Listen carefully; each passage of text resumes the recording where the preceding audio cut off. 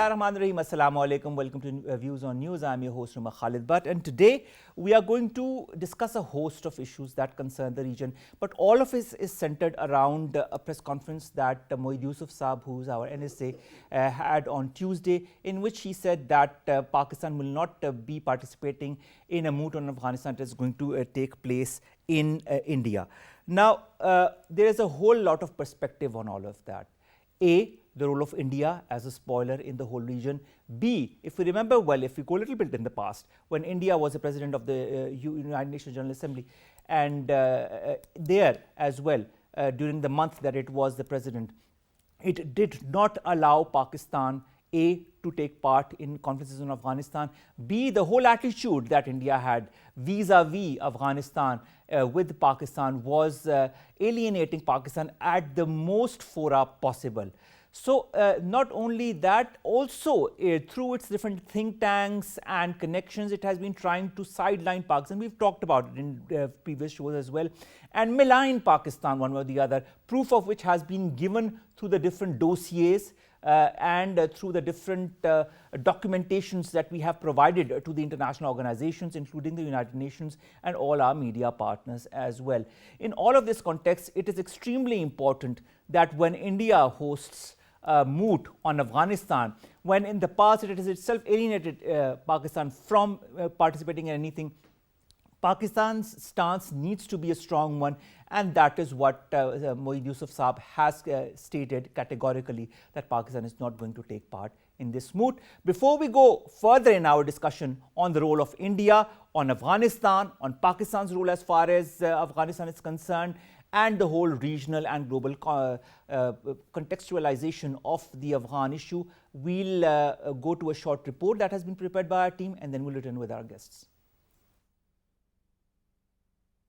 National Security Advisor Moeed Yusuf has rejected India's invitation to a meeting focusing on Afghanistan in New Delhi. India has scheduled the meeting for 17th November 2021, and in this meeting, India has invited the National Security Advisors of Russia, China, Pakistan, and some other Central Asian countries. National Security Advisor announced this rejection during a media talk after the signing of a protocol between Pakistan and Uzbekistan for the establishment of a joint security commission to enhance bilateral cooperation in security affairs. Moeed Yusuf in his briefing asserted that Afghanistan's peace and stability are vital for Pakistan, while highlighting the importance of Pakistan, Afghanistan and Uzbekistan corridor. He added that the world should consider Afghanistan as a humanitarian issue instead of a political matter. India, despite not having any immediate border, remained quite actively engaged financially as well as strategically, specifically against Pakistan, with Afghanistan, especially in the Ashraf Ghani era. Moreover, earlier in August 2021, India's partisan attitude against Pakistan was shown when India, during her tenure of United Nations Security Council's presidency, blocked Pakistan's participation in the United Nations 15-member Council's meeting on Afghanistan. In the context of these events, the rejection of participation in any India-led meeting was an appropriate decision, and Moeed Yusuf enunciated that a spoiler cannot be a peacemaker. This meeting is a desperate effort of India to reroute its political presence in Taliban-led and Pakistan, China and Russia-influenced Afghanistan. Now, to discuss more on this issue, we've been joined by one guest in the studio and two guests online. Let me introduce my guests in the studio. First of all, Brigadier Retired SHAHID JAGIR. He's a defense analyst, and also you've served in a senior rank in North Waziristan as well. Thank you very much, sir, to have joined us as our guest in the studios. Online, we've been joined by two guests, one from the United States and the other from the United Kingdom. From the United States, we've been joined by Syed Muhammad Ali Saab. He's an expert in international relations. Ali Saab, thank you very much to have joined us. I see you've got a beard now.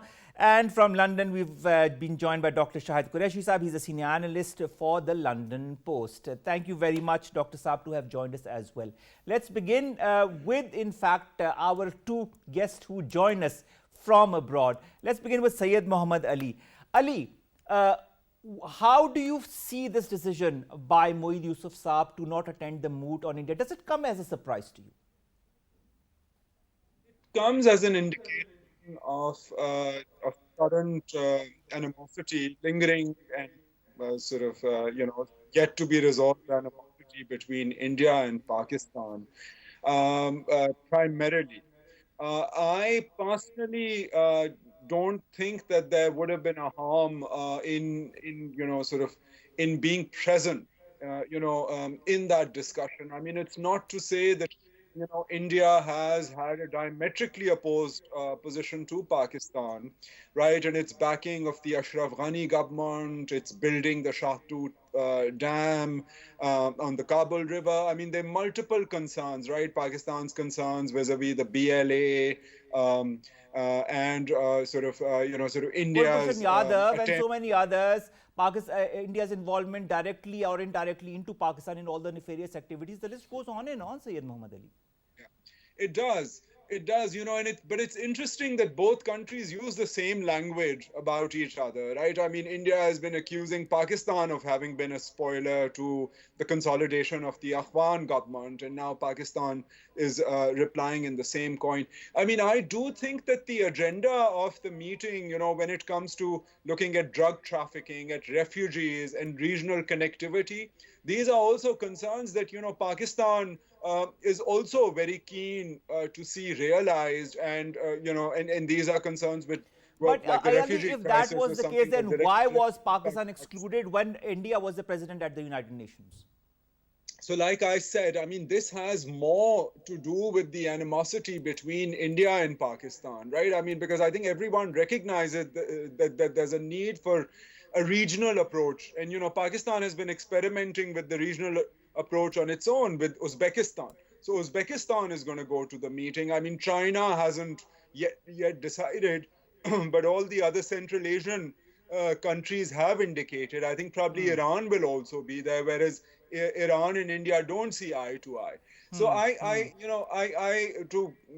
in a nutshell, to respond to you, I think that this is more indicative of how India and Pakistan are on, working still in completely different directions when it comes to the situation in Well, Afghanistan. I think when it comes to a lot of other things as well, India is moving in a totally different tangent. But we'll come back to you, Ali. Let's go to Dr. Shahid Qureshi. Shahid Qureshi Saab, when it comes to Pakistan's non-commitment as far as attending the moot in India on Afghanistan is concerned, we've heard what Ali had to say. What's your take on that? Do you agree with him, or do you have your own personal statement on that? Very heavily, I would suggest that the attitude of the Indian establishment is very immature and very childish in past years. And we have seen in the form of Modi how he's behaving in how he was behaving in Glasgow summit. He's like a cartoon, Mr. Huggy. He wants to hug everyone. He wants to be. Uh, this is in international diplomacy. The leadership shows some courtesies and manners, and that's very, very important.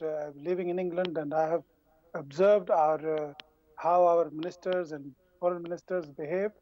But the Indian establishment's view is like a star plus show in everything. This Mr. Dovell, I think he should be sacked for his failed security, whatever doctrine he had. And I don't understand what was his doctrine in the But first that place. doctrine is apparently quite popular in India because the BJP government came with an even higher percentage of votes with the second government around. Well, I'm coming to it now.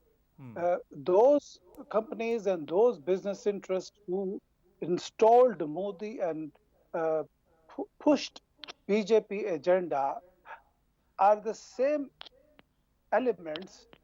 Like, I'll give you one example. Today's AFP reporting that the India is beefing up its military presence to fight China. You and I both know, and New York Times have published already, that 68% of the Indian weaponry is vintage, is obsolete, it's scrap.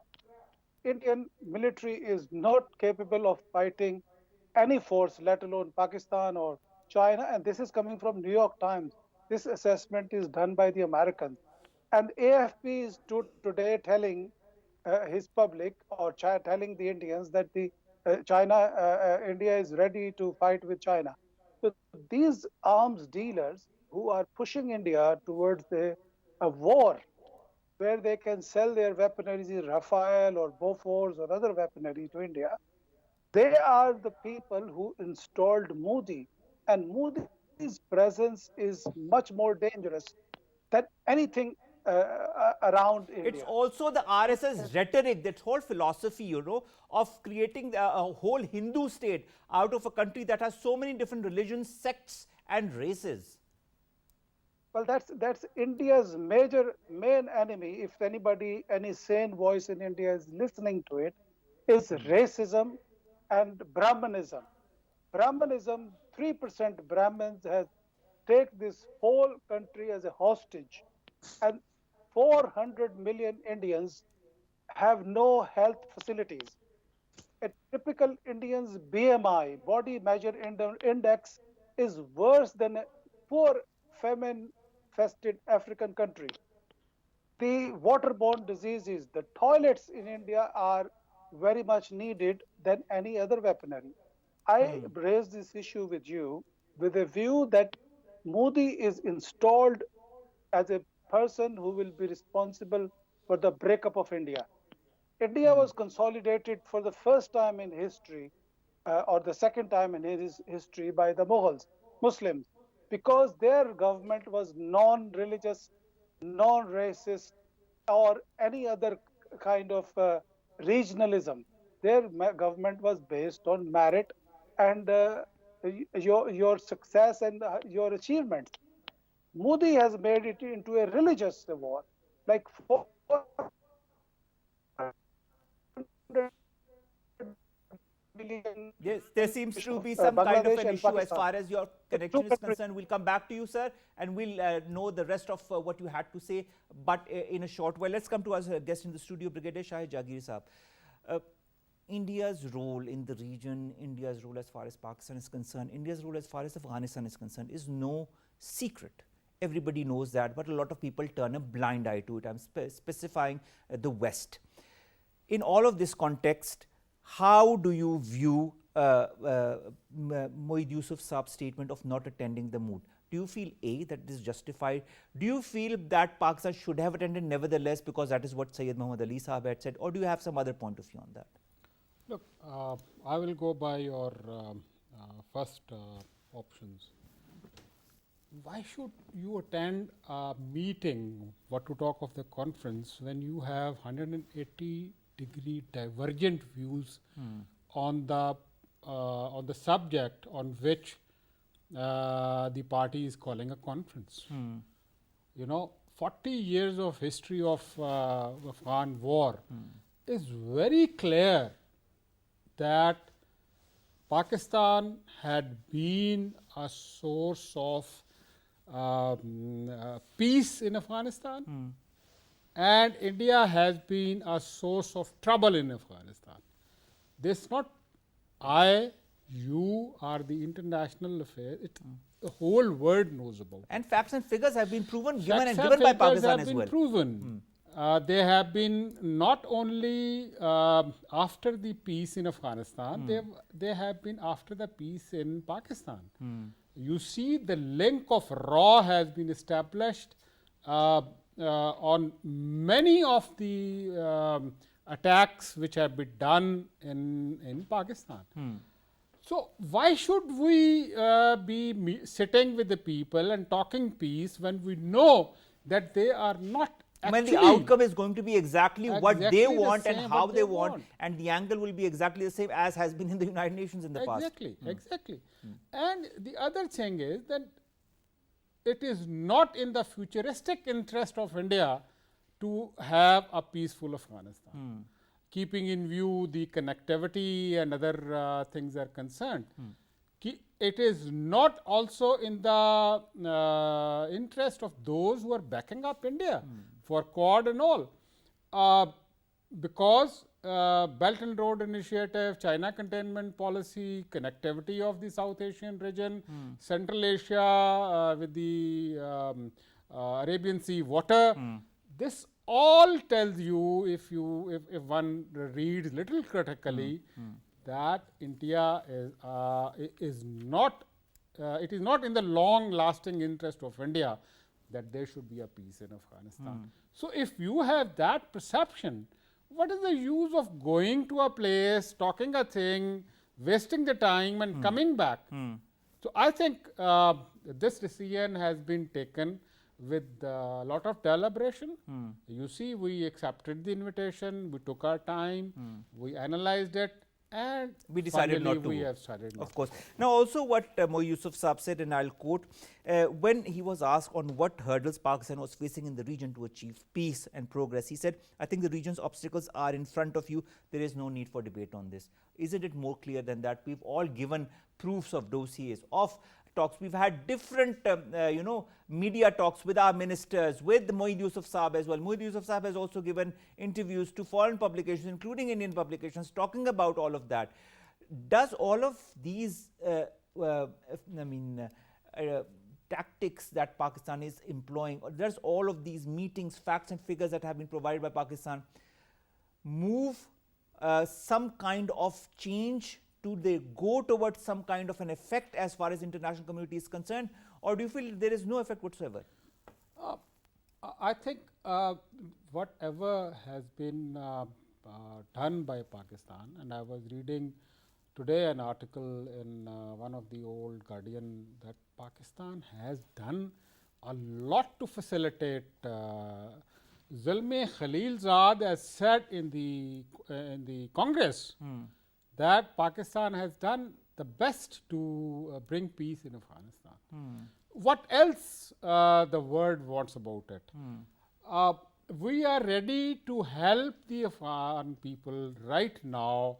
The Prime Minister of Pakistan has, has announced that a special cell be established in Pakistan, will be established in Pakistan, so that we coordinate all the humanitarian international effort which comes in the Afghanistan. So this is what Pakistan can do, but Pakistan cannot be,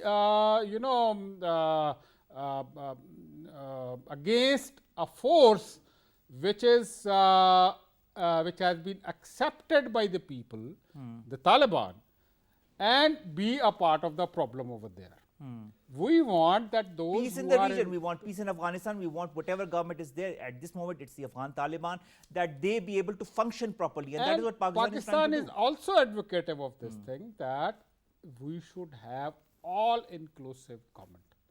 But all-inclusive government does not means, it means all the faction tribes. Of course, they should be part of the government. But not the people, those who have been the spoiler of all right, peace. All right, that's an interesting perspective. Spoilers. I'm going to take the word spoiler and give it to Ali. Ali, Moeed Yusuf Saab said, and I quote, a spoiler can't be a peacemaker.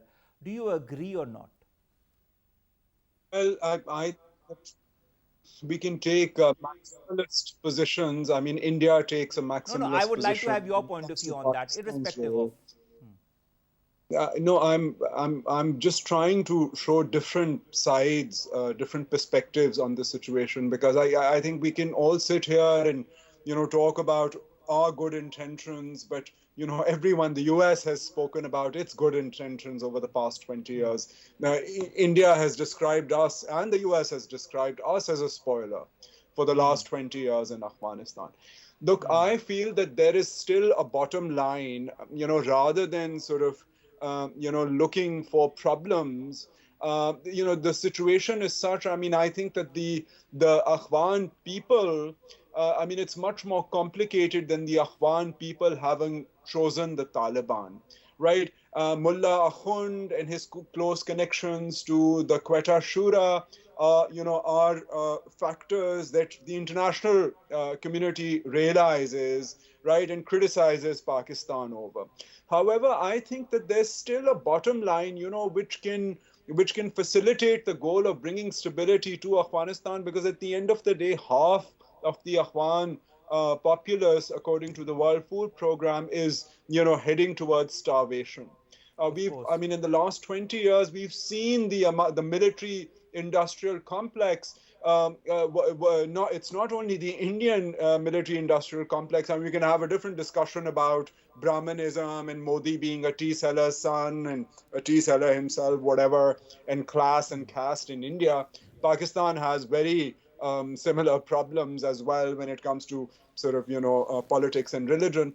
But at bottom line here is, and not going into conspiracy theory of who created ISIS, but I Now let's think talk about facts the and figures. international community, the international community, India, Pakistan, everyone sees eye to eye when it comes to groups like ISIS, right? And unfortunately, the pushback that ISIS is giving to the Taliban is undermining the Taliban government's, now caretaker government's attempt to reconcile, right? And it's that reconciliation that can bring in different elements. Because right now it's a Pashtun male-dominated caretaker setup, and the chances are that they will get further entrenched, and we might not see the inclusive government because Pakistan also has limited leverage. No matter what the international community says, it's not that the Taliban are doing exactly what Pakistan wants. I mean, they've cultivated relations with Iran, they've cultivated relations with the Central Qatar. Asian countries There's also back channel talk with India. But I think all of us, we don't have the same position when it comes to TTP, when it comes to, Lashkar-e, Jaish-e-Mohammed and other groups. I mean India and Pakistan. But with ISIS, with the Islamic State in Khorasan, I think everyone finds them to be a problem, including the Taliban. If you look at what the attack on the military hospital, then the US hit back and it did this massive collateral damage again when the evacuations were taking place in Kabul. So I think everyone is on the same page there. So if there is that engagement between the NSAs to think of focusing in on a common problem, I think that would be fruitful. But and Ali, then, with due respect, and how then can you move on from trust? there. How can you build trust between a country that has been trying its level best? If you remember, well, let's go a little bit in the past. Let's talk about Prime Minister Imran Khan and his first address to the nation, in which he gave an olive branch to India. He said, if you come one step forward, we'll come two steps forward. Then he has, on numerous occasions, he and other leadership from Pakistan have talked about a bridging relationship with India. That has never been reciprocated. On the other hand, Pakistan has always been blamed. You've yourself said in the beginning of the show that there's a lot of blame on Pakistan from the Indian side as well, whether it be concerning Afghanistan or there are other issues as well. See, when it comes to Pakistan trying to talk things out, even in a bigger forum, there have been hindrances when India has been at the helm of affairs. Then my question to you is, Ali, why be part of any such moot when India is at the helm of affairs, when we exactly know what is going to be the end product of it all?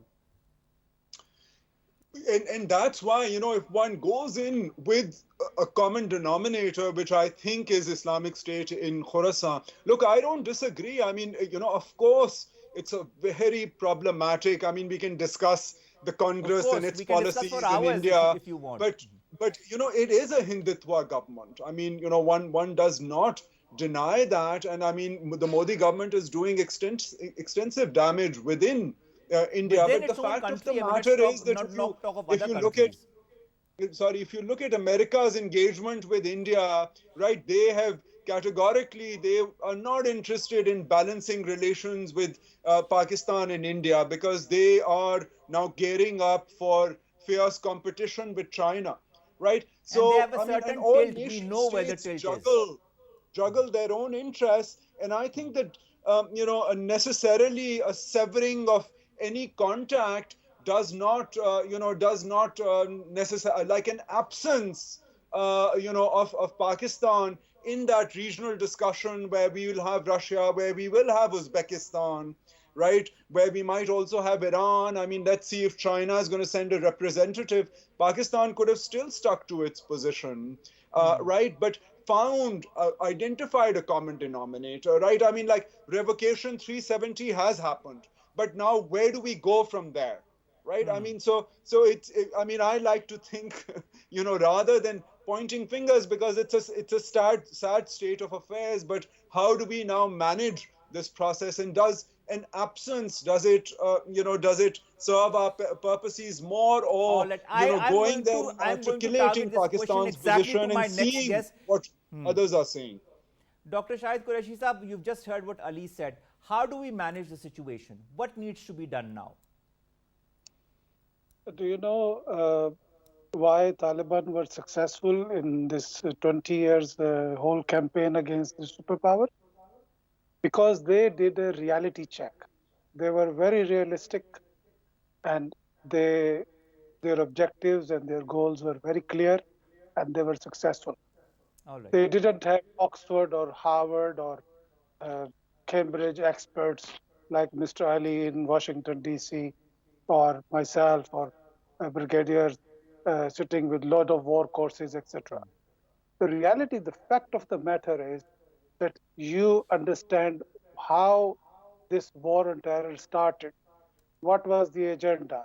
Who started it? I wrote a book on this war on terror, so I can give you a hand-on uh, knowledge about this.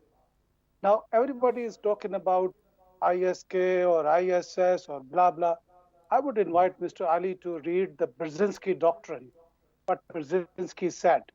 Brzezinski said that in Muslim countries, we will always have a organization which will serve our geopolitical objective, which was confirmed by Hillary Clinton. She said we created ISS. She said we supported Taliban. Mr. Reagan, President Reagan, he called the Taliban commanders and compared them with like father of the nations or the founding father of the United States. I am very surprised that the Pakistani analysts, they sit there, I don't know what they read about it. The in-depth knowledge of the US policy is that it is a war economy. In the last 200 years, US is at war with anyone and everyone. And the reason behind is that the war economy and the Wall Street and the banks in the offshore safe havens are the root cause of these wars. And the world is realizing it. And US's own infrastructure is so damaged basically in last 50 years that it requires over $2 trillion to But I repair mean, their own speaking of bridges trillions of dollars, to be very frank, Dr. Saab, weren't trillions of dollars also spent during their stint in 20 years in Afghanistan? Where is the money? I mean, what have you seen as a result of that? Mr. Omar, I will tell you where did the money go. The money never arrived in Afghanistan. The money was used on the contractors, on the defense contractors, on this expert and that. I've been studying this whole subject for a long time. And this is what I said to a very senior US diplomat in London. I said, Ambassador, do you want me to tell you something which you should know? Or do you want me to tell you something which you want to hear? The problem is that all these experts in Pakistan, in India, everywhere else, or Zulme Khalilzad or everyone else, they were telling the Americans what they want to hear. Nobody told them what they should know about Afghanistan. What was going on? What is Afghanistan? Why this dichotomy? Like? Then why this double? Why play this double game? It is not a double game.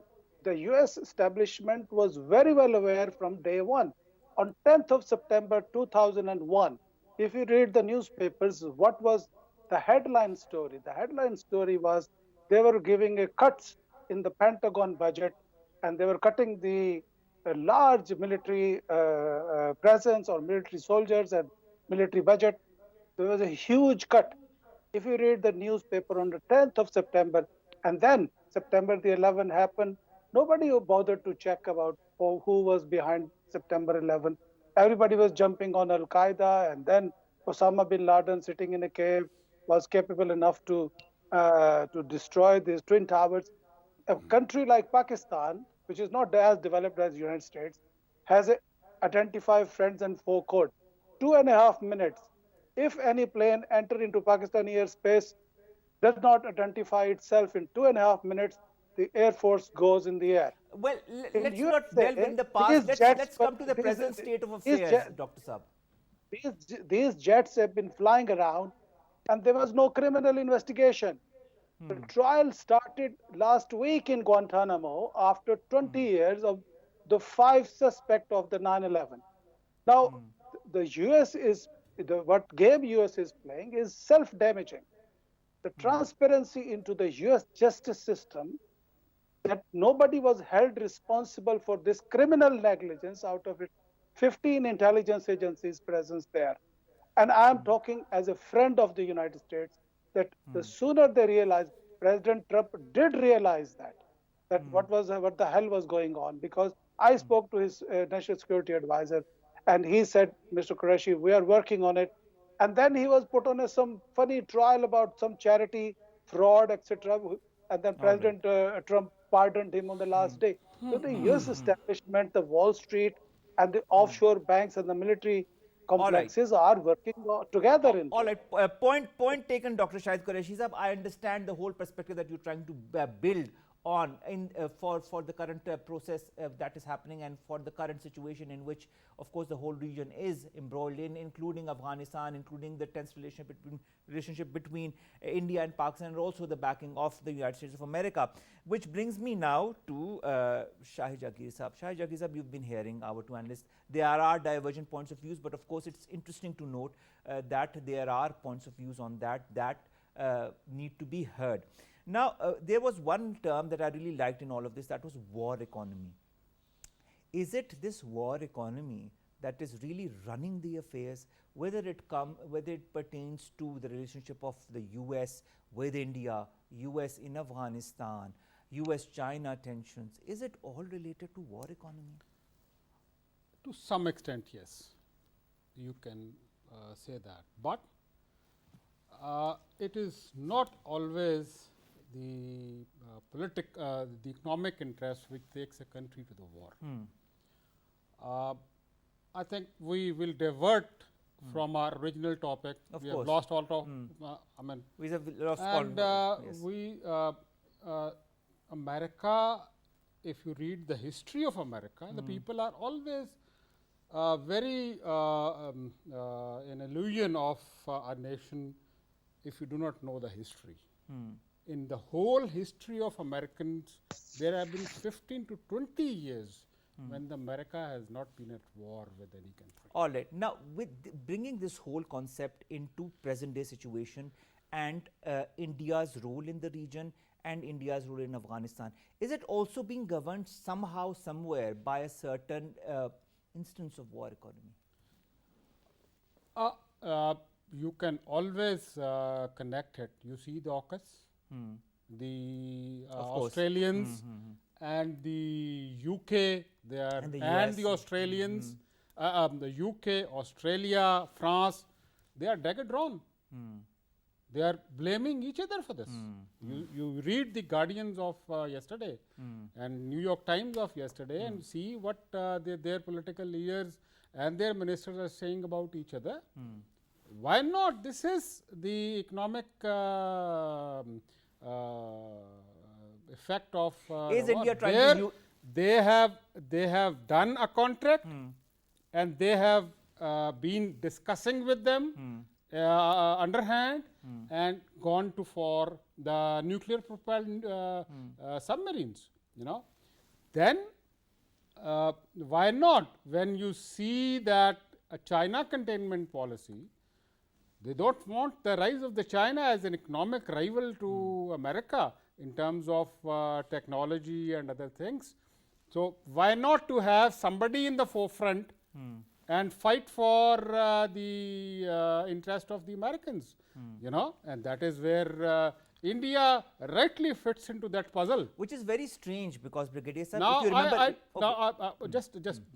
now let's talk of Afghanistan. of course, that is what I was coming to as well. If you remember the first or the second address, I'm sorry, I correctly do not remember. It was first or second address where he said that we have, the Biden, US President Joe said Biden.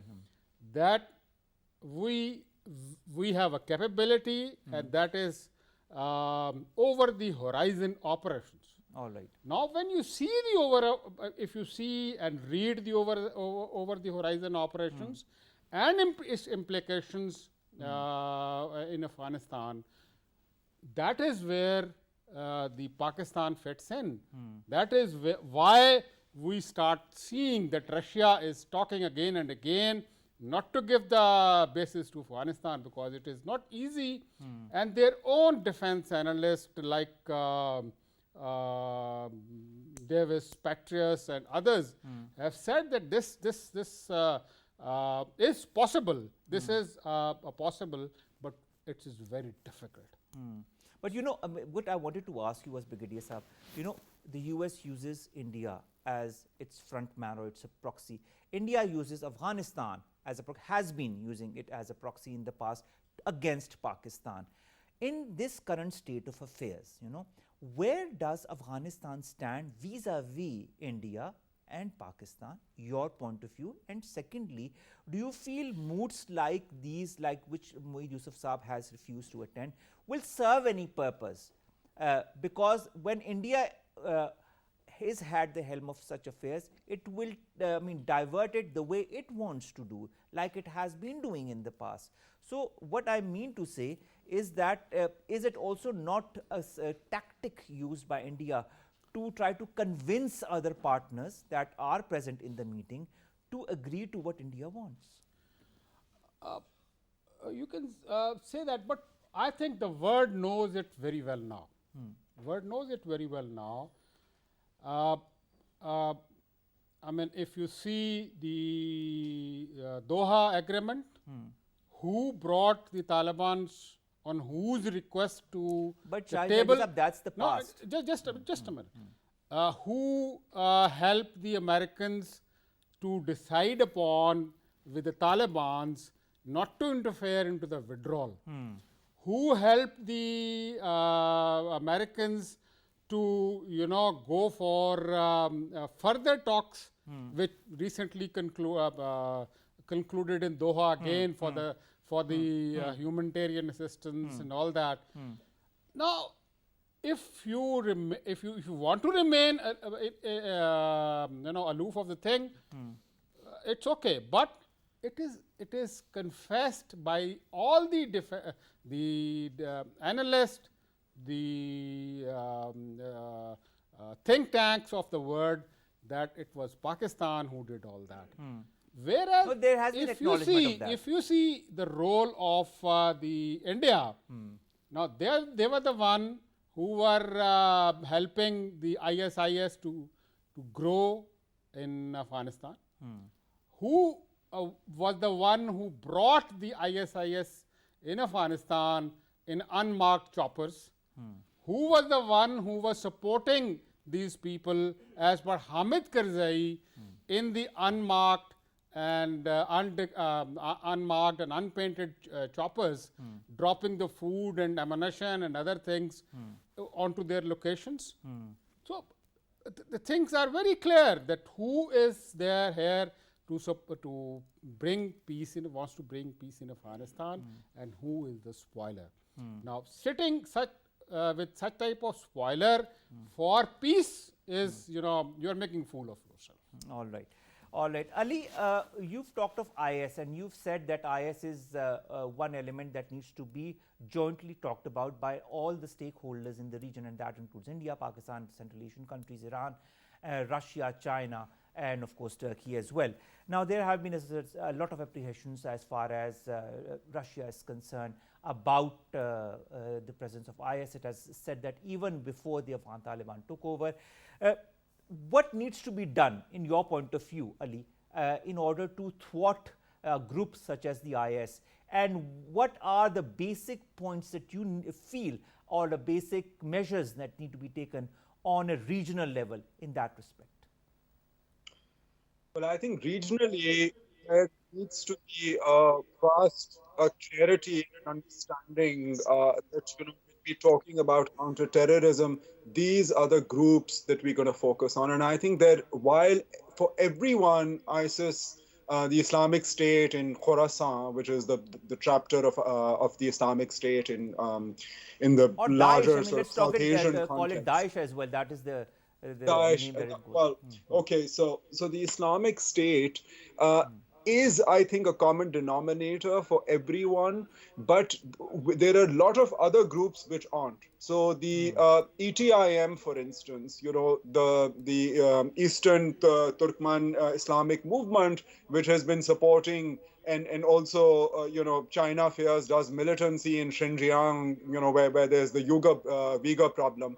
Now, that is a group that the U.S. State Department said that they found no evidence of it existing for 10 years, and they, put it off its prescribed list.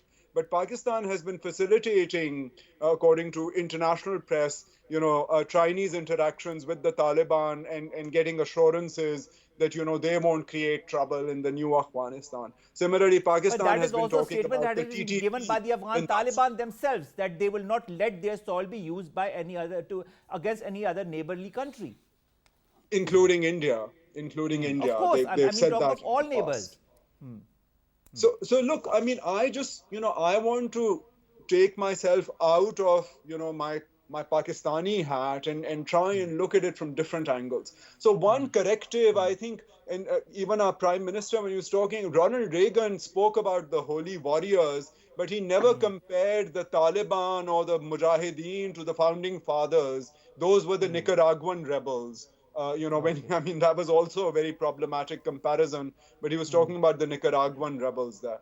Okay. But, when it comes to the Islamic State, there is an acknowledgement that when you take all these people and you extradite them and put them in Ali, this, we're a bit short of time. I'd like a very limbo. concise response if it's possible. I'd be really grateful. Omar, let me finish my train of thought, because I have trouble hearing you. So when I'm talking, all right. So it then throws me off. So basically, when you had all these militants, be it in Iraq or elsewhere, coming together, there's a lot of work has been done on the creation of the Islamic State. And, subsequently, so not only the invasion of Iraq, not only the detention camps where, these different militants were getting together and came out as an offshoot of Al-Qaeda, but then subsequently as well in Syria, when the fighters, including the nationalists, but then other Islamic groups were fighting, and some of them were also aligning with the Kurds, and the US was supporting the Kurds. I think we need to have a more nuanced understanding, right, of how, different state actors interact with non-state actors for their vested interests. All right. You think I'm a bit short of time. I'm really sorry, Ali. We could have taken a bit more of you, but we'd like to have one last phrase from Dr. Shahid Qureshi Saab. Dr. Shahid Qureshi Saab, do moods, do meetings such as what is being held in India right now serve any constructive purpose? I'd like just one phrase from you as an answer. Well, any kind of negotiations and deliberations always have a constructive role, but it depends where is it happening, who are you doing with. If you're doing in a hostile territory, in a hostile land, with the people who've been hostile to you for the past 40 years, then it is no use of wasting your breath. Be realistic, stay realistic, and you will get the realistic results out of it. That's all right. Thank you very much. Thank you very much. Brigadier Saab, again, just 2 words. Do you agree with what the Dr. Saab just said? Yes. I think these types of conferences are only to show their their presence and to please their political group. That we are also doing something. Exactly. We are also doing something for the peace of Afghanistan. More show and no real action. Thank you very much, Brigadier Shahid JAGIR Saab, defense analyst, to have joined us, and of course from the United Kingdom and the United States. Thank you very much, Dr. Shahid Qureshi Saab, senior analyst from the London Post, and Syed Muhammad Ali Saab from the U.S.A. He's an expert in international relations, to have joined us, to have given us your points of views that are respected. And of course, we need to understand that we need to have a healthy discussion in order to come to some kind of a solution when it concerns specific specific problems, and in this case it is India being a spoiler in the region.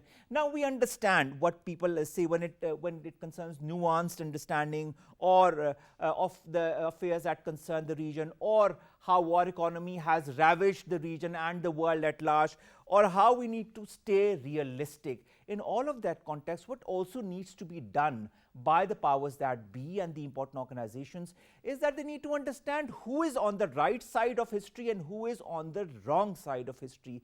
We need to make history as it comes along. Every day changes that course of history, and if we don't stay on that right path, if we don't continue staying true to ourselves and staying as disciplined as far as regional affairs or national affairs are concerned, then we'll go astray. And in this day and age, we cannot afford that. Time for the world to wake up and realize that. Allah Hafiz.